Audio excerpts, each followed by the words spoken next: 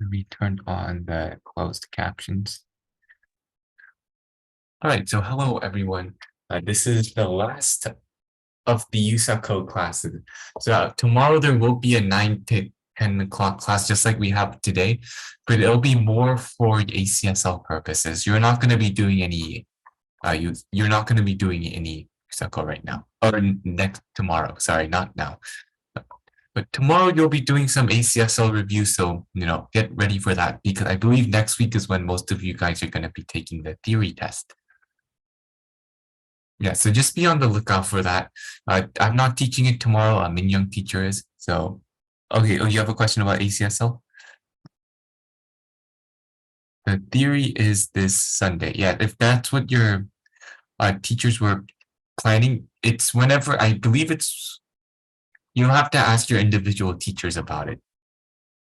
Yeah, so the programming typically comes after the theory. So whenever you take the theory, whether it's Sunday, Monday, Tuesday, Wednesday, whatever, you'll do the programming right after. So the programming is 72 hours. So you basically get a programming question, much like you do for USACO. And then you basically solve the problem. You have 72 hours to solve it. So hopefully your teachers in your ACSL class go over that. Yeah, so you will, yeah.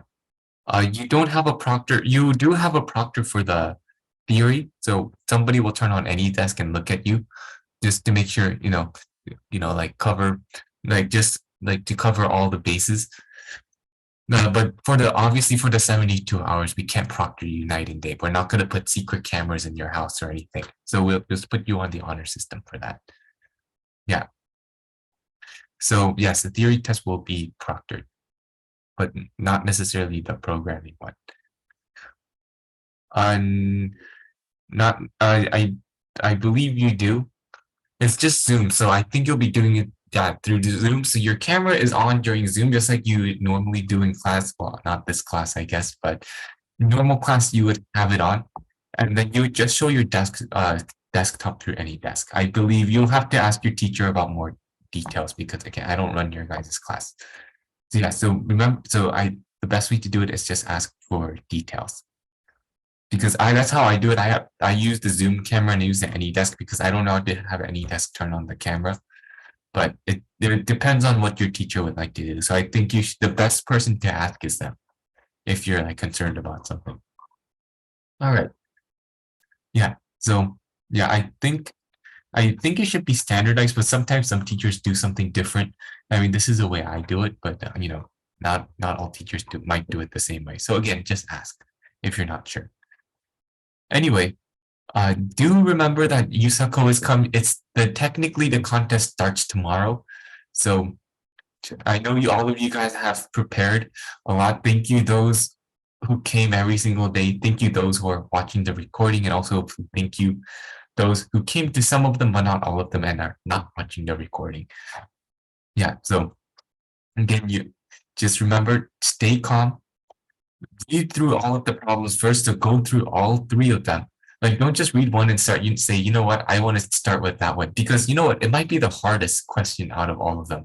And you don't want to spend like 3 hours doing the hardest question and get 10 out of 10. Whereas you could do the two easier problems first and then get like, let's say 5 out of 10 on the hardest one. That's 10 versus 25. So obviously you want to budget your time. Think of it like a greedy algorithm. How can I get the most points in the minimum amount of time? So yeah. Also, yeah, so good luck to all of you. And then yeah, good luck to all of you that are taking it. So we'll be wrapping up our series of USACO questions. Today we'll be doing the bronze 2016 December number 2. There's so many like qualifiers, like 26. Yeah. Anyway, we have. Oh, I zoomed in so you can't really see the whole thing. So it says Farmer John is trying to teach his cows to read by giving them a set of N spelling boards. This man really cares about his cows. Typically used with preschoolers. Each board has a word and an image on each side. So, one side has the word car and then, cat, and then the other one has the picture of a dog. So when they're lying on the ground, n words are therefore shown. There's n times two total words, as you might imagine, because you have two sides, but only two words are shown. Only n words are shown at once. So just keep that in mind. So by flipping over some of the boards, a different set of n words can be exposed. So to help the cows with their spelling, Farmer John wants to fashion a number of wooden blocks so that have a single letter of the alphabet. He wants to make enough of these blocks that he doesn't run out if he wants to, no matter what words he shows on using the what do you call it, the board. So if he had like, let's say n equals 3, that means you have 3 boards but 6 total words. So just remember that they can only show 3 words at a time. Yeah, but he would have a total of 6 words for you. It would have 6 words like on the sample input, let's say. And then so he would, yeah, so if he had box, cat, and car, let's see, he would have 2 A's, 2 C's, 1 B, 1 O, 1 X, 1 T, and 1 R. Yeah, and it's listed out for you, so you could take a look at that, I guess. So you need the minimum number of blocks that he needs in order to spell all of the words, irrespective of which ones he has facing upward. So that's the key. It would be too simple if it's just like find how often this letter appears and like add them up. It would be too easy. The thing about this though, right? You see fox and box, you only need one X, right? Because there's X appears 2 times, but you only need it once, right? You need it for either fox or box, but you don't need it for them at the same time because they're two sides of the same board. So yeah, only one of them would have to be shown. Likewise, here there's an O. So I mean, if we're looking at this in isolation, we just have O and O. So so they have 26 letters here. So that's how it works out. So it says there are n equals 3. So we have n 2 to the 3rd to the 8th possibilities for the set of upward facing words. So these are all of the possibilities that you can make. So like you could have this one showing, this one showing, this one showing, oops, or you could have this one showing, this one showing, this one showing, or this one showing, this one showing, and this one showing. You can make all sorts of combinations. So the most obvious way to solve this problem is, right, you make all possible combinations of this. And then so you just count the number of letters in each one and you just find the largest set. So you have to ask yourself, is that feasible? Like, is that a good solution? Because I mean, like, you might think it is, right? Because this is how they tell you to solve the question. But just because they tell you to solve the question like this doesn't mean that you're always gonna solve it like this. You might, but it doesn't. You don't like lock yourself into it. So let's see. Well, we have to let's gather some evidence. Can we do it or can we not? Because if we can do it, then let's just make it simple. No crazy complicated algorithms needed. This is n, 1 is less than n to 100. That does not seem like something that we could do, especially since we have n equals 3. It'll make 2 to the 3rd equals 8. So I'm not quite sure what 2 to 100 is, but I'm pretty sure it's a really big number because longs in Java can only hold 2 to the 63rd. So I mean, you would run into time limit exceeded very easily from that. So our problem is that we can't come up with all possibilities. So you have to ask yourself, is there a smarter way to do it, right? So at least we rule that possibility out. And again, if you're really crunched for time, I guess you could use that method and you could get some of the points, but again, try to aim for all of them. So now you take a look at the input and you might want to try to look for patterns. Let's say you do write the simple version of it, right? You write the simple version that tries all possibilities. And then, so you don't necessarily have to submit it, but it might give you some clues on like the patterns, right? That you might see. So first of all, if you print it out, when you're debugging, you might want to print out the letters too. Just so like, if I point to this one, you're like, you don't know which letter it represents. I don't know what letter it represents. So you might, when you're debugging, have it print out the letters if it helps at all. But for the output, you don't want to print out the letters, obviously. So if you take a look at the words here, right, you have fox and box. So first thing you might realize is that, wait a second, each of these are independent, right? Because either this or this is showing, but one of them is showing. So it's not like we choose only three of these to show. So it's not like we could have dog, cat, and car. It has to be one of these, or it has to be one of these. It has to be. Like you can't get around it. So that means, right? Shouldn't it stand to reason that we can just treat these independently? So we do the calculus. So what we do for one, we could apply to all. So that's something interesting to think about. Then that way it makes it a little bit simpler, right? This one also does the same thing, right? We choose one of the two, right? And then we put it in the first column. We choose one of these two over here, and then we put it in the second column. But it's not like we choose two from here and one from down there, because that's not how the problem is set up.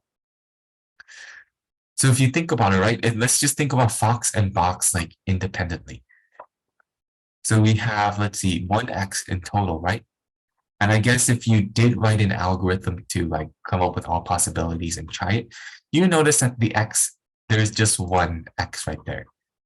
So it would also, let's say that you did f(o)x, if instead of f(o)x, you did f(x)x, right? There is a Zoom window that causes problems for me. Let me close it. Okay, I closed it. So let's say f(x)x, right? bxx. Oh, sorry, just box. So you'd probably wonder, okay, is the answer to this case just one, two, or three? So if you want the simple version, you could use it to figure it out. But I think this is simple enough that you don't need to write that version. You could just do it in your head. You'd be like, well, I need two x's here, but I only need one x here. Obviously, because Farmer John wants to be able to spell all possible words, we would just, you know, we would have two x's over here. But you're like, wait a second, what if I have another set of x's down here, right? Like f(o)x and then bxx. How would that work with there's like two rows with x's in them? Remember, we get to think of each one independently. So there is a universe, right, where Farmer John chooses these two, right? So fxx and bxx. So wouldn't it make sense if the number of x's that we needed is just the maximum number of x's in each row? So like we just choose to, because there will be a case where the number of x's here is, there will be a case, right? If you make all possibilities, that this will choose the case with two x's and it will choose one of these it will choose the case with two x's. So you need a maximum of 4. You need a minimum of 2. You could have 3, but you can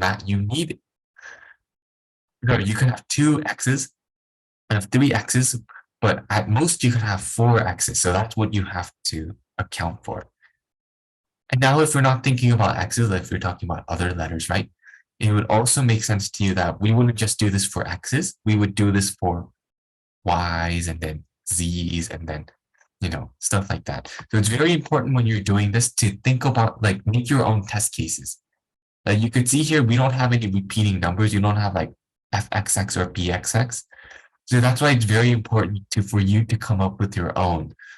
Push the problem. If it doesn't tell you that there can only be one character per, if each character must be unique in a word, then that means that fxx and box are fine, right? If you have 2 repeating letters, in fact, you could have 3, right? You could have like not ABC, but just AAA. In that case, you would need a minimum at least 3 A blocks to display, because no matter what you have here, Farmer John might choose this one, so you need 3 A blocks to be safe. Oh, sorry, to be safe. All right, so hopefully everybody gets the idea behind that. All right, so all we do is we run the test on the first input, we run the test on the second input, and we basically add it up. So we know we need 1 O here, and we need 1 O here. We go down here, we need at least 1 O, because Farmer John might choose box and dog.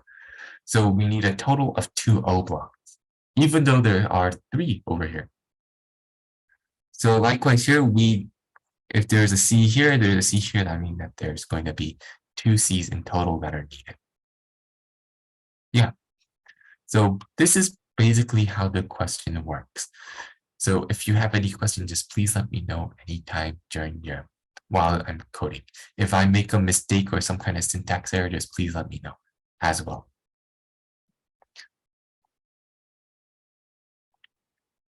All right, I will let us get to the problem, and I'm gonna move some windows around. Oops.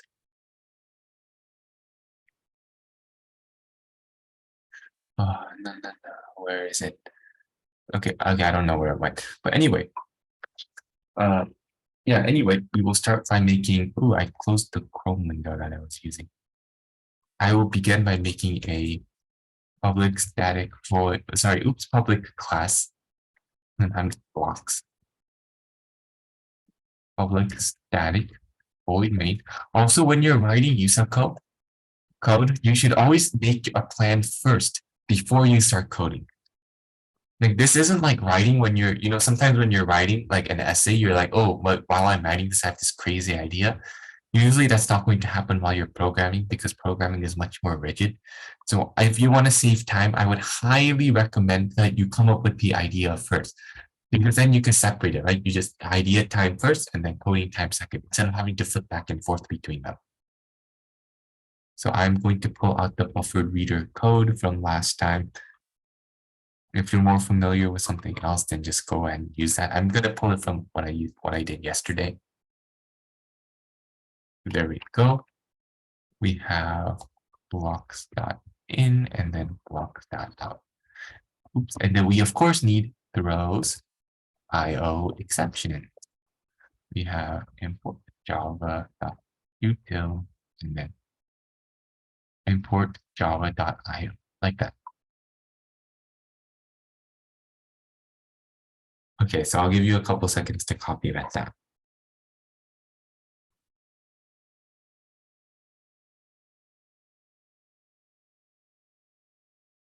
Okay, hopefully you guys got that down. You could just copy and paste it from last time. Sorry, the code from last class. So we will basically our output is an array of 26 elements. So we might want to make an array of 26 elements here. We'll just do that preemptively. So we'll put in answers equals new in 26. And you have 26. We have 26 elements for each of the 26 letters. So we have to read n. Oops, n equals integer. Oops. My T key wasn't working. Parse in the line or in I equals 0, I plus n, I plus plus. And then now we get to read our lines of input. So we have our string equals in that read line. And then so we have our string.readline.split because there's a space between the words, and then we need to account for that. So basically what we need to do is we need to count how often a letter appears in each word. So yeah, we need to have two arrays. So we might as well make two arrays outside. We'll call this one A, equals new int 26. This will be the number of times a certain letter appears in a certain word in. Actually, let's just call it S1 S of 0. And this array down here will be how many times a letter appears in S of 1. So the algorithm is fairly simple. You just go through each string, right? Int I equals 0, I equals, you know what, actually we could turn this into a two-dimensional array. You could have, right, you could just make two, or if you normally you think of two-dimensional arrays as, right, I have a grid of n by n. But another way of thinking about a two-dimensional array is I have two arrays of 26 elements each. That's another way of thinking about it. So basically here I have, again, two arrays of 26 elements each. So I make a two-dimensional array. Yeah, so just you could do that if you would like. So you put 2 j plus plus, and then so you put int k equals 0, k equals less than 3, k plus plus, s of, and I wouldn't really need to call it s of 0. I would just be able to call it something, I don't know, like frequencies. So the frequencies, right, of j, because we have two arrays, so this counts the word, and this counts the character in the word. Oops. Frequencies of j, and then of k, because oops, it should be. Oh, actually, I will leave this empty for now. So there will be an error. We need to figure out what goes in here, because remember, there's 26 elements in here. If we just put k here, we're just gonna go up to 0, 1, 2, 0, 1, 2, 0, 1, 2, and that's not what we want. But what we do want to do is we do want to do plus plus to make the frequency go up, right? Yeah, so we want to do that. So, what goes in? What's like the mystery number in here? And again, if you have any questions about what's going on in the multi-dimensional array, just let me know. So what goes on in there? Like what's going on in that slot? So remember, we're interested in finding the number of times that a specific letter appears in a string. So we're not too interested in J or K because that's not the letter. It's just, let's say, index of the string. It doesn't actually tell you anything. So we need right here a letter that we turn into an index. So the first thing, let's split that up into half. We want a letter first. We'll deal with that, and then we'll get to the letter when we get to it. So we have S, right? And I'll kind of split it up like this. We have S. Let's see, S of J. This is referring to our word. Dot char at. This gets the specific character in the word, right? And then using a specific character in the word. So we have a character, and you're like, okay, well, what do I do with this? It's like an A, B, C, or D. Then how do I turn this into a number? Remember, characters are numbers. Hopefully, you guys learned that and like practice it.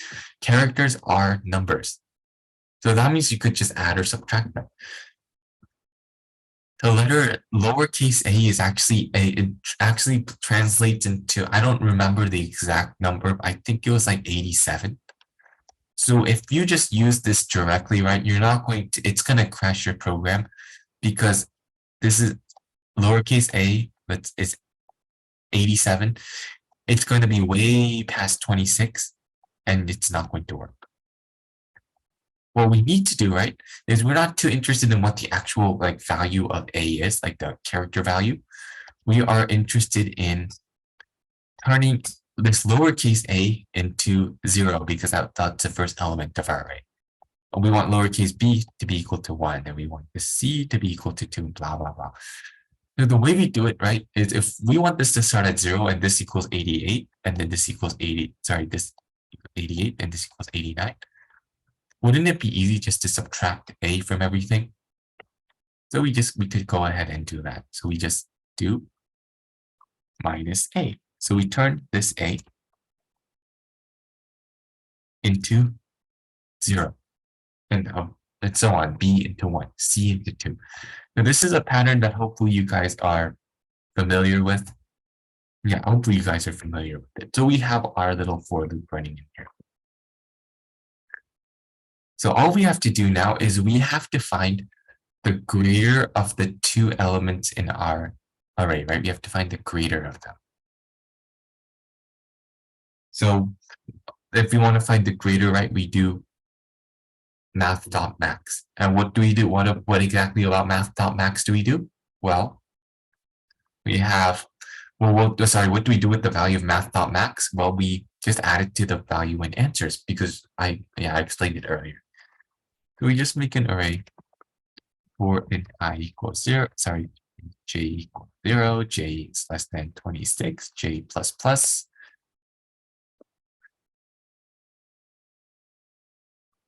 So, and then I will annotate this later with comments so you know. It looks a little bit confusing now, so let me get rid of these over here so it's a little bit easier to read.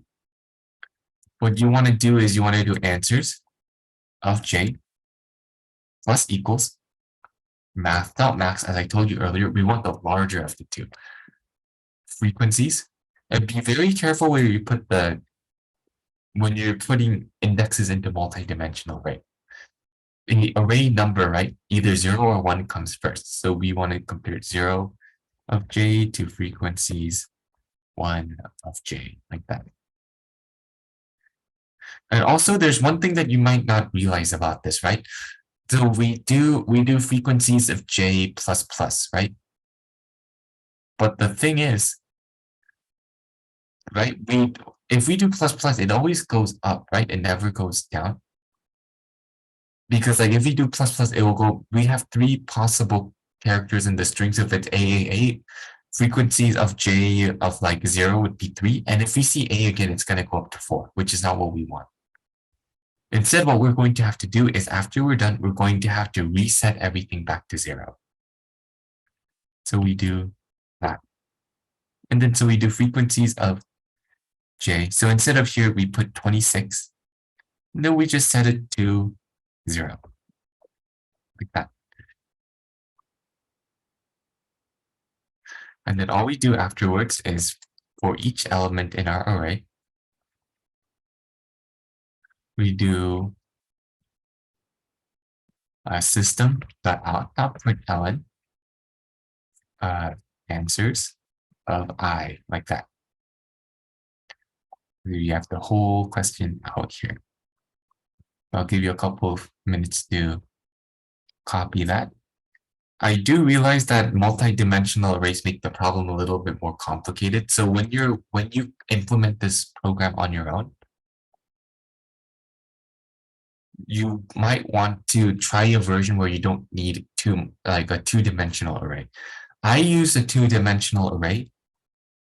Oh, okay. Oh, there's already a class named blocks.java. I'm just gonna call it blocks December 2016 to differentiate it. There's another problem called blocks from 2020, I believe. Oh, sorry, 2022 blocks. All right, and I will make a sample input that looks like this.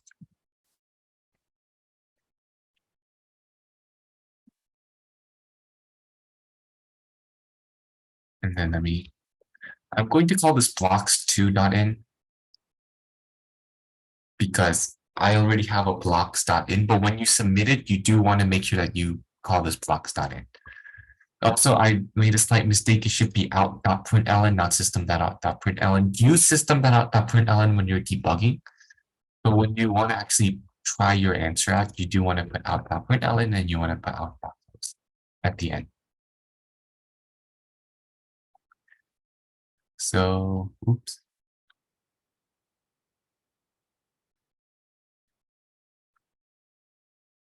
Okay, so let's see. I'm now going to try running it and let's see if it works. Oops.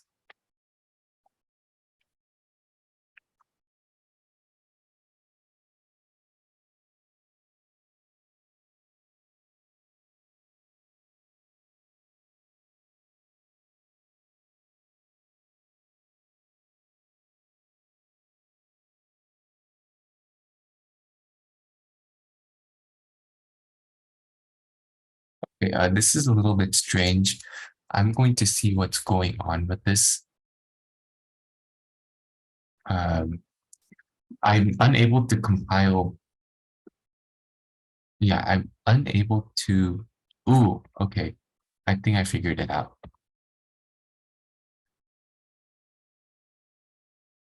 Yeah, sorry, I had a little brain fart. I was trying to compile the code and it was working.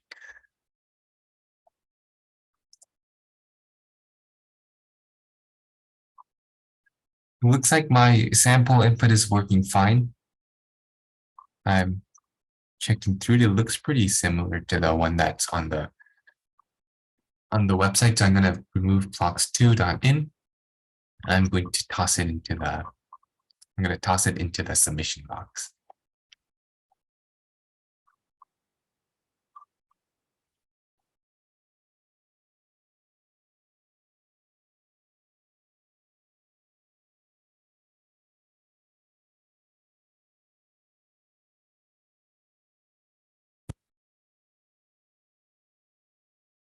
All right, so this one was the harder one of the two. We'll now move on to the simpler one of the two. Oh, it looks like there was a bit of an error on there was an exception on the other ones. Let me try fixing that real fast. Yeah, oops, looks like I have to debug this real fast. So just a second, please. I'm going to debug it real fast. So in the meantime, do look at the next one. Make sure that do look at the next one. I'm going to debug this real fast and I'm going to tell you what the problem is. Oh, okay. So okay. I was taking another look at the code. It looks like you also not only have to take into consideration that not only could your sample input be, oops, I clicked on the wrong button. Oops. Yeah, so this is something that you have to just take note of. It looks like you're like, whoa, if you see these exclamation marks, you're like, whoa, what went wrong? Well, take a look at this. It says a string of at most 10 lowercase letters. So remember, at most 10 lowercase letters. So what you have to do, right, so we need to modify the code to take this into account. So it's not just 3 characters as you might be led to believe. This is my mistake. I thought it was only 3. But remember, take a look at the 10 lowercase letters. Then reread the problem, figure out, okay, why would this be an issue? Think about, okay, what causes exceptions, right? Array index out of bounds, string index out of bounds. So something must have gone out of bounds, right? And you're like, why would it have gone out of bounds? Maybe we looked at too many letters because we always assumed that there were 3. And so I was thinking, okay, 10 lowercase letters. What if there's only 2? Then it would have gone out of bounds. So I will modify the program real fast to deal with it. Okay, so you see here we have k is less than 3. This assumes that the string is only 3 characters long, so we put s of j dot length instead, which is fairly simple as far as solutions go. So we will try it again.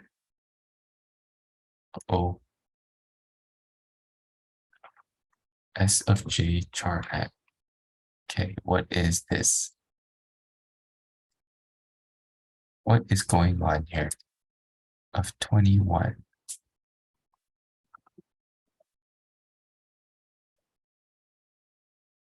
Let me see what's going on with this. Oh, okay. I was looking at the wrong input. Oops. My bad. I was looking at the wrong input. So I believe with this issue work. Let me get rid of that.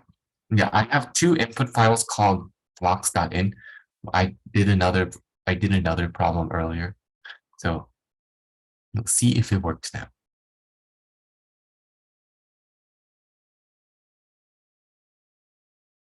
Okay, so now with this small change, it works. So remember, when you're writing these programs, if you get errors, right, like I did, don't assume this is the end of the world. Like, oh my God, like the sky is falling. You will make errors. I made a mistake today. You will make mistakes. It's okay to make mistakes. And you can see fixing that mistake could be as simple as changing a single number. But the important thing is not necessarily the change, but how you got to the change. Because the change the change is ridiculously simple in ours. We just changed 3 to the length. But the getting to the change, right, meant rereading our problem and figuring out, okay, what exactly went wrong here, right? Like what was our issue? And again, it requires reading the sample input very and not only the sample input, but the input format, because the sample input can be deceptive. If there's only 3 characters in each, I got confused and I thought it could mean that there were only 3 letters in each, but it turns out it could be a string of at most 10 lowercase letters. So remember, read the question. This was my mistake. So hopefully you are able to catch it. So now that we are done with this, we'll move on to the next one. Number 3, it's called the cow signal. So we have this one is a very interesting one. It's not your typical USACO question, but let's just take a look at it. It's so Bestie and her child are playing as a 5 cow superheroes, blah blah blah. They need a signal. She draws a signal on a sheet of M by N paper, but it's too small. So Bessie wants to amplify the signal so that it's exactly N times larger in each direction. They'll contain only the dot and the X characters. So we have M by N, this is our grid, and we have K, which is the amount that we want to blow it up by. So the idea is that if K is equal to 2, we want each square to now be 2 by 2. So like these 4 characters correspond to this X. This period corresponds to these 4 periods here. So the real difficulty is not necessarily, printing out the lines horizontally, but printing them out vertically, because you can't just print out these 2 X's. Like you have to print this out. You have to print this line out first, and then print that line out second. And then, yeah, same thing here. You print out this line first, and then this line second. But this isn't that hard of a question, but you would probably call this an ad hoc style question, where it's just like there's no algorithm, there's no no binary search, no whatever. It's just, can you write a program to do this or not? So in my case, what I would do is I would take this, I would read each line of input. I would see this 2 here. I would print this out. I would print each character out 2 times because it says 2, and I would print out the same line 2 times. So yeah, I would save this line, and then I would make this line first, save it as a string, and then I would print it out n number of times. So yeah, so this isn't, yeah, so we're going to be going ahead and doing that. So let's see. Let's go ahead and do that. I'm gonna copy the code from here. So import java.util and then import java.io.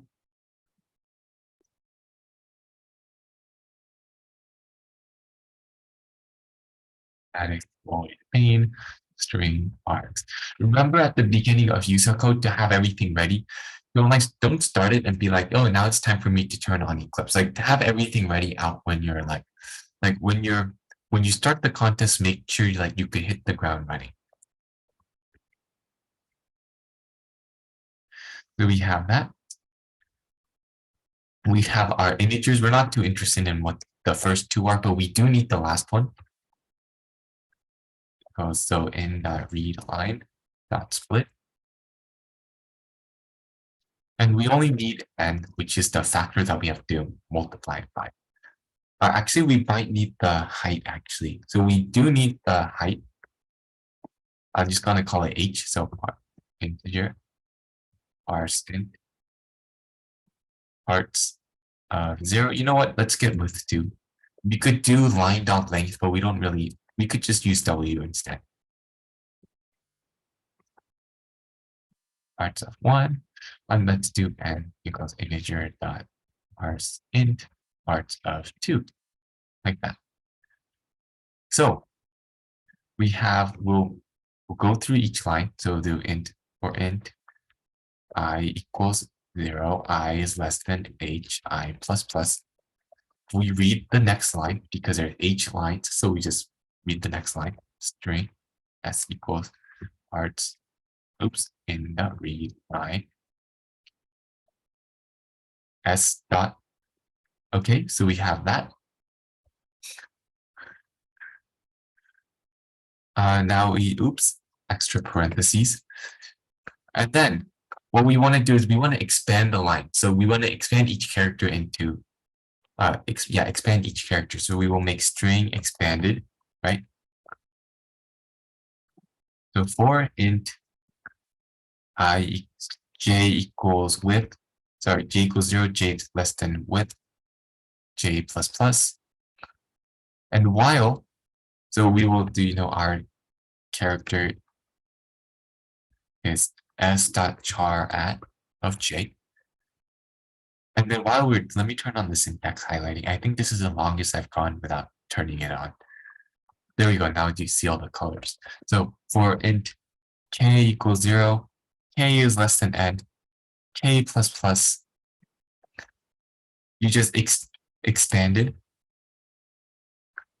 plus equal char, like that. So now you have a nice long string.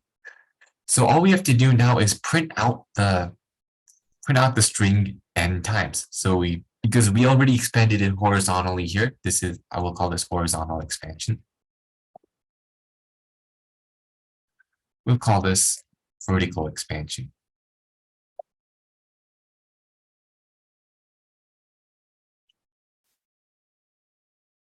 I'll print ln, we'll just print expanded there.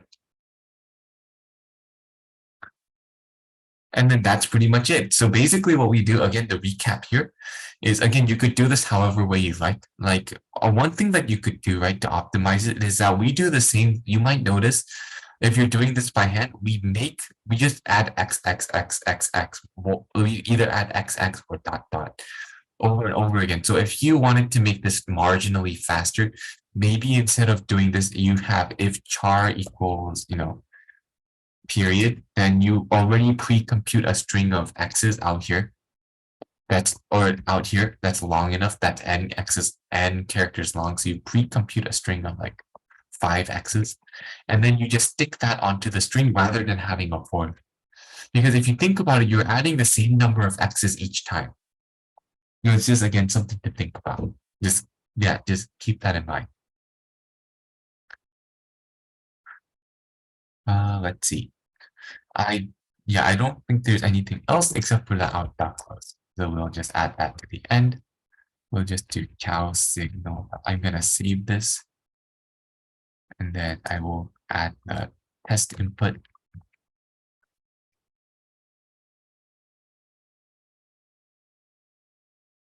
Cow signal.in. I will test it.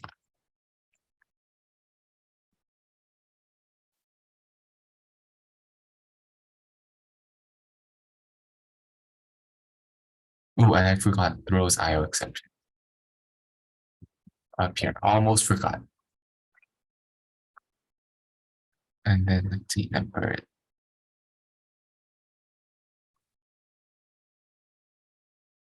Oh, okay.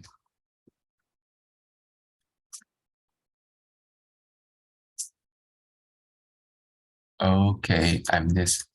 Oh, I forgot to put in my test data in that file. That's right.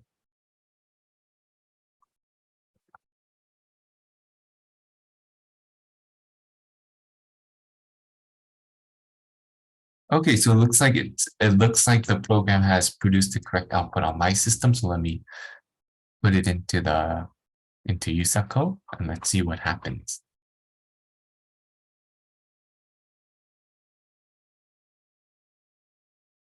Okay, so it seems to be grading now.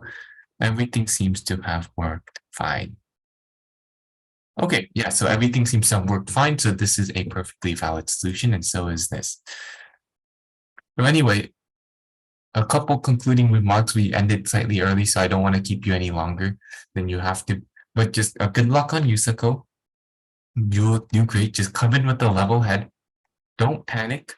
And I think the best way to think about the problems is to see them as what they are. Don't assume that they're much harder than they have to be, but at the same time, don't like oversimplify them and say, you know what, like for the last one, right? When we're counting letters, don't be like, oh, you know what, this is really easy. Let me just count all the times that O appears in each one. So if the O appears a total of 3 times, it's going to be 3. Don't make that kind of assumption. Like don't like treat these problems as problems. They're not going to like they're not brain melting. They're not going to like they're not the hardest things in the world. Like we're not talking about like Nobel Prize in like computer science levels of hard. Like we're not gonna you're not like gonna write a scientific paper on some new algorithm that you discovered while doing USACO. But at the same time, like, do respect the problem. Don't assume, oh wow, it's really simple. There's only three characters in each one. Don't assume it's going to be like really simple. Like if it seems too simple, then maybe give it another look. I'm not saying the problem can't like when you look at it, I'm not saying you might be like, wow, okay, this was really easy. But at the same time, you do want to be aware of pitfalls. Like, what if there wasn't something that they covered on the test case? So again, do try to make your own test cases. Don't just see this, your program works on that one and like you give it a thumbs up, then you submit. Because sometimes like we saw today, not all strings are 3 characters long, even though the sample input was. So basically try to make test cases that kind of make like that kind of fit in with that kind of push the at boundaries of your test case. So just because there were 3 in the sample input doesn't mean you need 3 overall. So yeah, so good work today. Excellent. Yeah, good work today. Good luck on USACO. Best of luck to all of you that are doing it. I hope you succeed. And yeah, this is for many of you, this is the last time you're probably going to see me. So hopefully you enjoyed this class and you hopefully you got something out of it more importantly. And yeah, so that's it. So if you have any questions, you can stay here. If you don't, then I will see you someday, hopefully. Thank you. Bye bye.